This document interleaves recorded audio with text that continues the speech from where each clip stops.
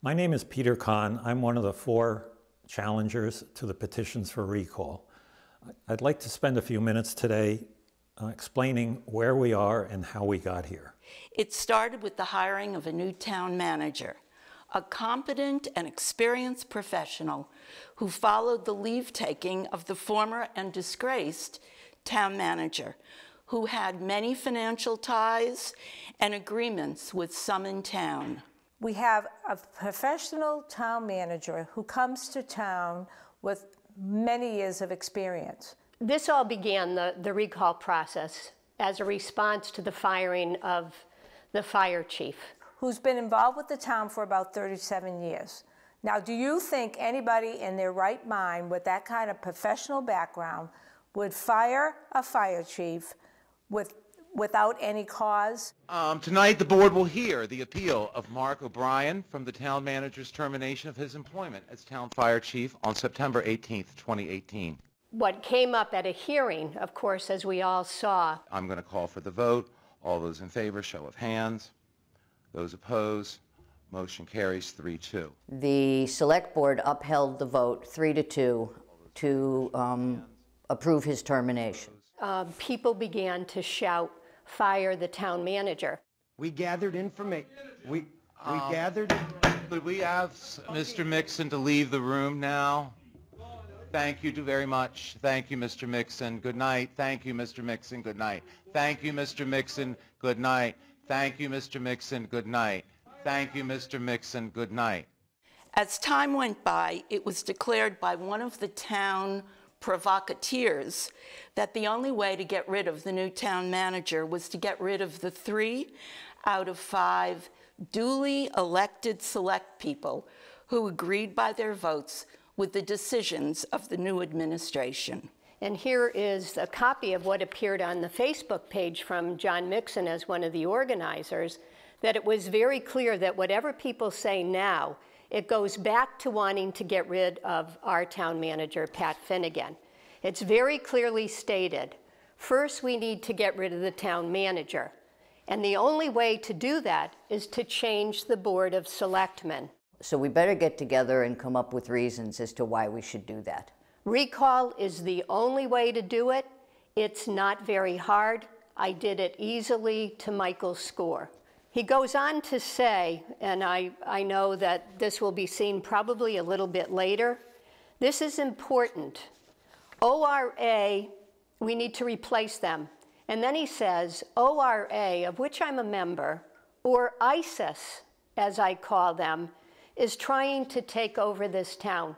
Now think about that. When we think about ISIS, it's destructive, it's a terrorist group, they kill people, they kidnap people, and that's what I'm being compared to as a member of the ORA, is this terrorist group, which is absolutely outrageous, it's extremely inflammatory, it's unbelievable that we as an organization of concerned citizens would be compared to this. I found that very disturbing. If you're going to move forward on a recall, I really believe there should be reasons to do that. Somebody should commit a crime while they're in office. There should be some major issue that causes you to go after somebody's career and reputation. And he goes on to say we need to call them out and get rid of this terrorist organization. They are threatening the businesses of this town, which is also not true. We need to start right away. Let's get all people who are interested in fairness and reliable, efficient town government get together and get started. That's what they were proposing through the recall. They want fairness, that's what we want. And that's why we are here today. Because of that, I decided to get involved in the recall challenge. Back in October, a group of citizens in Ogunquit started the recall process. They accumulated signatures as required by the town charter and presented those signatures to the town clerk. In December, the town clerk reviewed the signatures and opined that at least the requisite number, 215 signatures of legally registered voters in Ogunquit, that threshold was met. After that, we initiated an analysis of those signatures and all the petitions. By we, I meant myself and 3 other registered voters in Ogunquit. We were given 5 days to go over the petitions that had been collected. There was a group of us. We worked incredibly hard and diligently to make sure that we found either issues that needed to be addressed or that things were done correctly. We spent a lot of time making sure that everything was in order to the extent that the charter called for, and we did find a number of irregularities and a number of signatures that we questioned. We subsequently sent challenges to the clerk as required by the charter, after which a public hearing was held in January to listen to the items that we had enumerated as possible irregularities. During that public hearing, we were told by the town clerk via the town attorney that only signature challenges would be heard at the public hearing. No other challenges would be heard. So I will just quote from the hearing. The clerk has the jurisdiction to review signatures and not make decisions on legal arguments. So what we're going to hear from today is specific challenges to signatures. We understand there are broader legal arguments about the petitions, and at the end of this process, we will give the challengers the opportunity to summarize those arguments if they feel necessary to preserve. That was from the town attorney at the hearing. In plain English, what this is saying is the town clerk will hear challenges with regard to signatures, and challenges with regard to process issues would be heard by the court. One example of a legal challenge, just for your information, would be if a petition circulator did not control the petition during the signature process as required by the town charter. So here I find myself today being criticized on public media for initiating the recall, even though I and the 3 others have done nothing more than what the town attorney told us to do. There's a lot of criticism and a lot of anger about the fact that this is going to court and going to cost the taxpayers money. It is.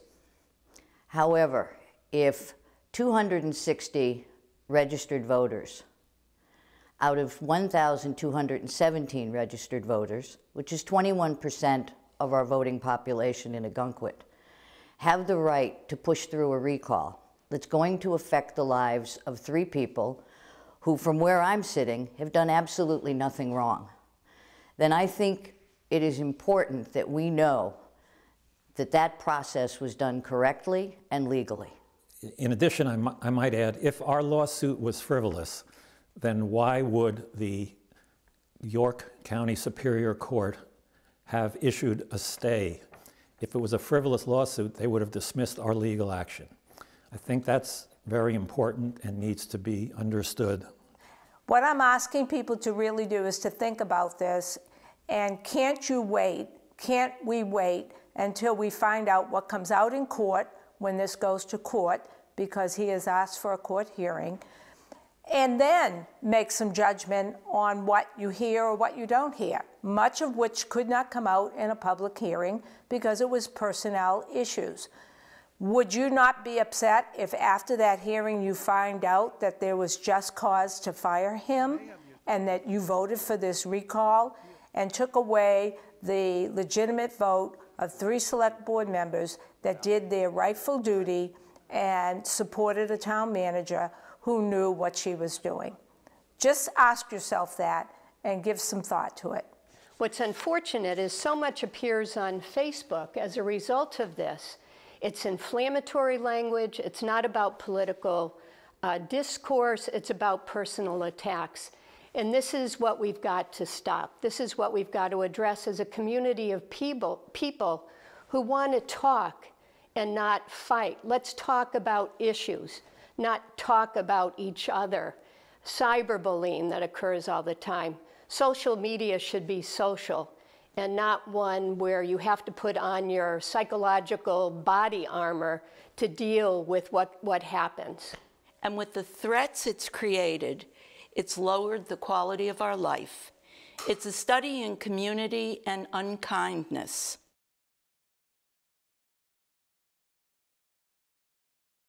Someone brought up the letter that Selectman Daley wrote in the paper, and I want to speak a little bit about that. I mean, Selectman Daley, we all have our own views on this recall, has not been shy about his being in favor of it, and has posted extensively on social media as an individual, which of course he is allowed to do, many disparaging remarks about me from third-party accounts, which are false.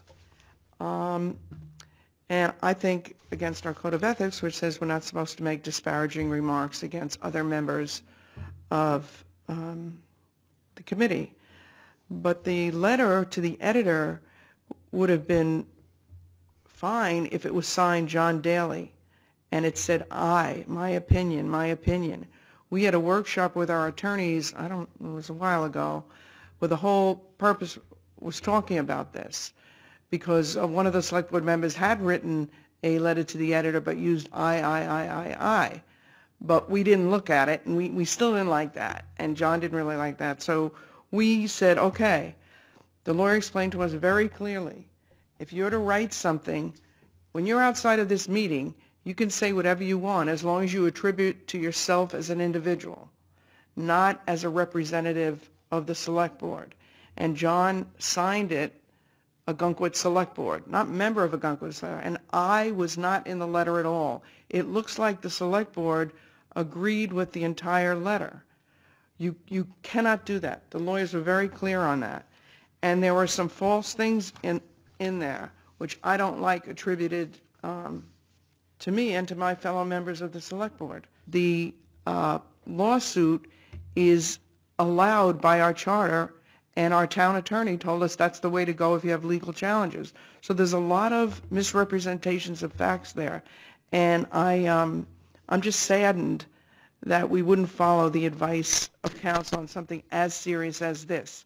I sent a letter out. I signed my name as an individual. I put I'm speaking for myself. You have to be very, very clear about this, especially in these situations that are so serious. So I really feel that was did a disservice to the town.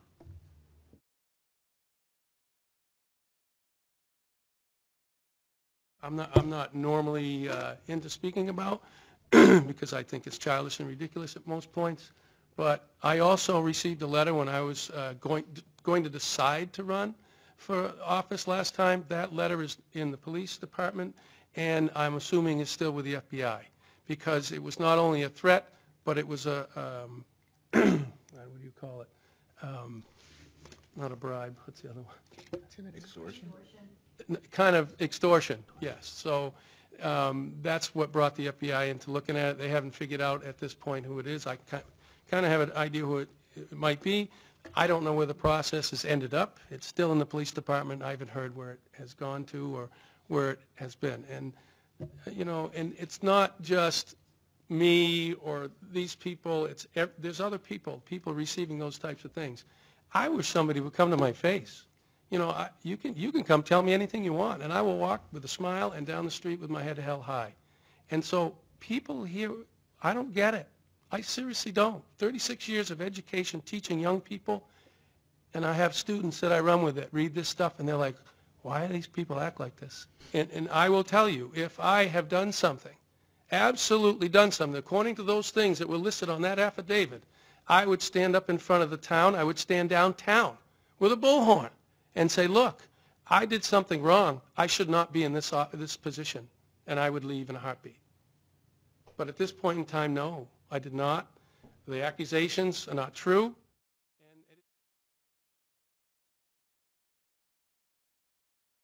I, too, would be the very first person to stand up in the center of town and tell everyone that I did something wrong, ask them for their forgiveness, and I would be more than happy to resign.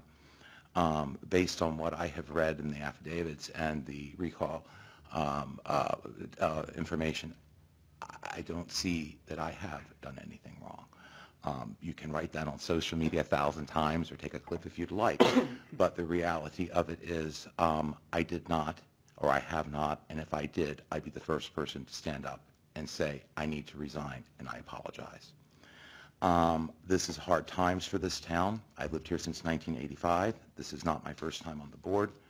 I think that we are in a very sad situation that I would like to see repair itself. I'm not really clear how that will happen, but time heals all wounds. I think we're going to first have to walk through all of this, and at the very end of this realize that we are going to have to come together again as a community, one way or another. In closing this evening, I would again like to thank Pat Finnegan. My golly, I cannot imagine how much more she can do, but there is one thing I have learned about Pat. There's an old saying, if you want something done, you ask a busy person, and it gets done. And Pat Finnegan, I have worked with her since she started, and it never amazes me, her dedication to the town, her dedication to her position, and more importantly, the integrity that she brings to this position. I hope you will all agree and understand that the reason we're moving forward with this is for the betterment of Ogunquit and the fairness of our political system. The story here is less about the differing politics, but more about the importance of power and ego of people.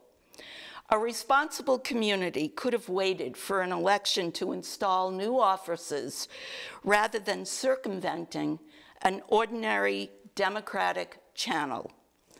The end of this story legally is yet to be discovered, but the fracture of the community can be mended at any time by kindness in this community. I leave it up to you.